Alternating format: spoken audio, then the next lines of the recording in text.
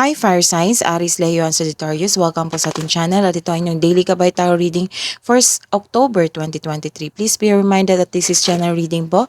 So maaari kayo makarelate o hindi, just take what resonates. Gamitin ang reading na ito bilang gabay lamang. Balik po kayo dito bukas para sa ating daily Gabay Tarot reading. Please like, subscribe, and click bell button for notification para po updated kayo sa daily tarot reading natin. Maraming salamat po. Para po sa gusto magpa-reading, maaari nyo pong makuha ang link. Nasa description box po ito. Message nyo lang po ako sa messenger. Maraming salamat po. Spirit guys, ano pang ganap today para kay Aries, Leo, and Sagittarius ngayong October 1, 2023? May changes na ganap sa buhay nyo ngayon sa araw na ito. Nagkaroon ng transformation, transition, nagkaroon ng movement. Siguro may opportunity na dumating kaya nag-take an action kayo. Kaya this is an arrival. May dumating na tao sa inyo, message, nakatanggap kayo ng call or nakatanggap kayo ng document, mahalagang document, na re-energize kayo at nag-take an action kayo. Ito yung dahilan na magkaroon ng big transformation sa inyong buhay ngayon. So this is pala naka-destiny sa iyo. Itong pangyayari ito is naka-destiny sa iyo. Nagkaroon ng resolution sa inyong problema, matagal niyong problema. So ito na yung sagot, kaya nag-take action kayo. Hingi tayo ng advice. Spirit guys, advice niyo po para kay Aries, Leo, and Sagittarius ngayong October 1, 2023. Happy life. You have a happy life. Live a less guarded life. So, this is face your fears. Farewell for phantoms. So, face your fears. That is an advice. Nag-take an action na kayo dito. Face your fears kasi nagkaroon ng resolution sa inyong problema. Let's see.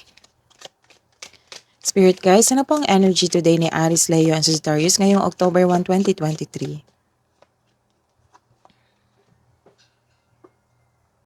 This is a reverse card. Nagkaroon ng generosity with strings attached.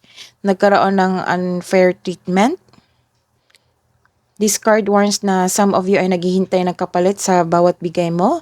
It might not be you. It might be your other person. Hindi nagbibigay ng time o halaga. Some of you nagkuripot ngayon. Naghigpit sunturon. May utang na di nagbayad sa inyo. This is a reverse card. Nagkaroon po kayo ng isang disconnection sa inyong intuition. So, connect to yourself. Connect to your intuition kasi makatulong to sa inyong mga gawain sa inyong buhay para nasa right path ka.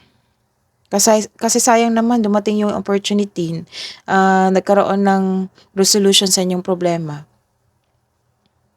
Nakikita ko dito. Nagkaroon din ng laziness in action. So, don't be.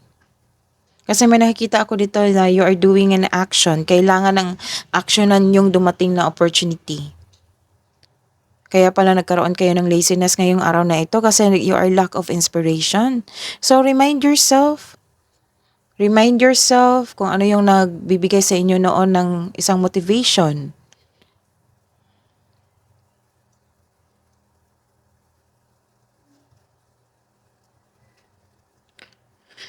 This card tells you na may nangyayaring blockages talaga. Marami kang problema, pero don't worry, ito yung parating sa inyo na magkakaroon ng resolution sa inyong problema. Nagkaroon ng opportunity dito, may tulong na parating, kaya nag-make move ka kaagad para masolusyonan ito. Mag-ingat po kasi may nakita ako ditong nakunan. So, maagang check-up ang kailangan. Or hindi pinahalagan yung sarili. Sa sobrang stagnant ng yung araw the other day, nakikita ko dito na hindi nyo inalagaan yung sarili nyo. So, take an action. Kailangan yung mag-ayos, huwag magpabaya.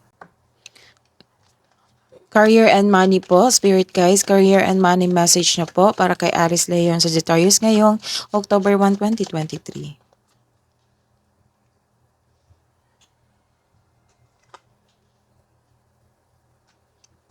This is, nagkaroon kayo ng harmony. Magkakaisa sa inyong trabaho, nagkaroon ng moderation sa inyong trabaho. Nagkaroon ng serenity, nagkaroon ng realization, nakarealize kayo This is regards to, ito ay tungkol sa isang kaperahan at karera. Kaya nagkaroon kayo ng realization. Ayun. May masungit kang customer ngayon or sensitive ito, kaya kailangan ng mahabang pasensya at pag-intindi. Sa kaperahan, this card asks you to pay attention to your income at sa paggasta. So do not overspend. May difficulties kayo? Nagkaroon kayo ng difficulties kasi may nagreklamo na customer client. Pero yung advice is kailangan ng mahabang pasensya po. Some of you natatawa sa mga complaints sa inyong customer and clients. Pero tinitiis nyo, hinahabaan nyo yung pasensya nyo. May sabi sa akin na walang reading comprehension yung customer na nagreklamo. Kaya medyo natawa kayo. Let's see your energy. Let's see your love life, and romance, self-love, partnership, spirit guys, ngayong October 1, 2023.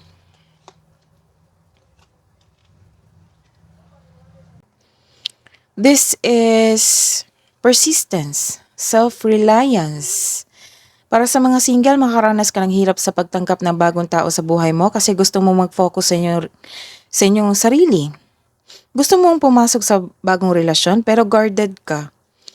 Try to fix and forgive yourself muna bago tumanggap ng relasyon. Upang sa gayoy, magaan ang iyong pakiramdam at isipan para harapin ang bagong yugto ng iyong buhay pag-ibig.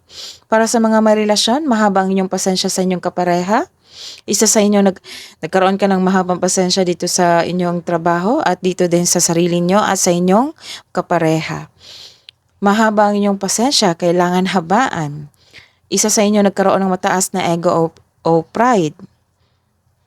So, nakaramdam kayo ng pagod sa trabaho, pagod sa sarili, pagod sa relasyon, pero ayaw mong sumuko.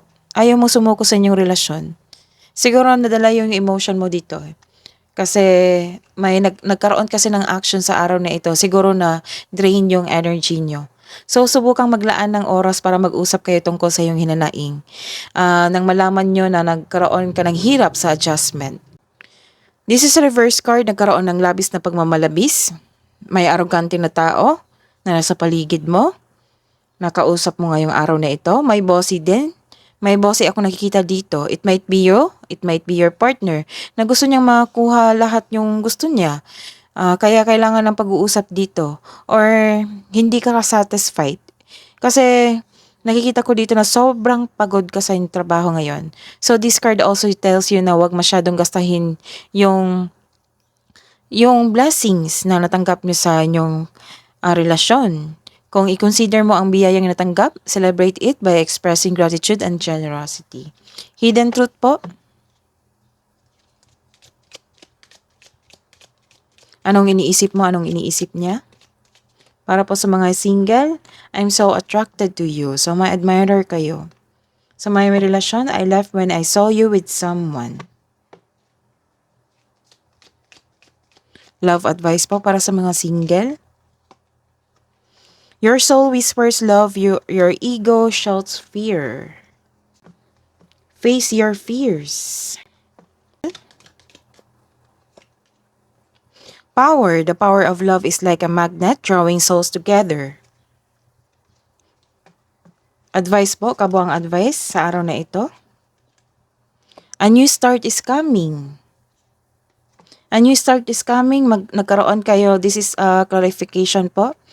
This is indeed na nag-confirm po na may bagong yugto sa buhay niyo po.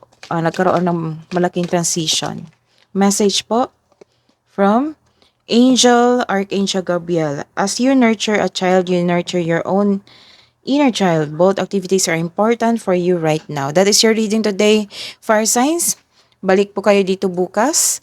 Please like, subscribe, and click bell button for notification para po updated kayo sa daily tarot reading natin. Maraming salamat po.